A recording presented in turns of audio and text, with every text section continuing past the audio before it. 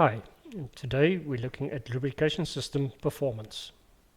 This is an example using real-time data interpretation to enable predictive maintenance. The value that we generate from this application is extended equipment life, reduction in maintenance cost, and increase in equipment reliability. Time in state applies a structured process of analysis, identification of process conditions, definition of optimum operating envelope, through to measuring compliance and quantification of benefits.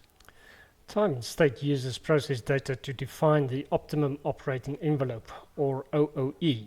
The model definition is the digital twin representing OOE. The summary page confirms abnormal conditions on the lubrication system. Real-time interpretation of data identifies the parameter causing the deviation from the ideal condition.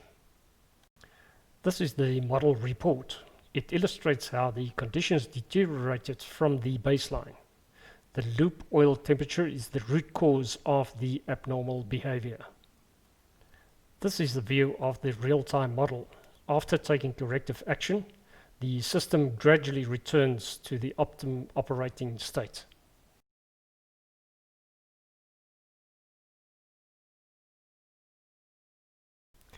The application enables our clients to gain a thorough understanding of issues affecting process and equipment performance.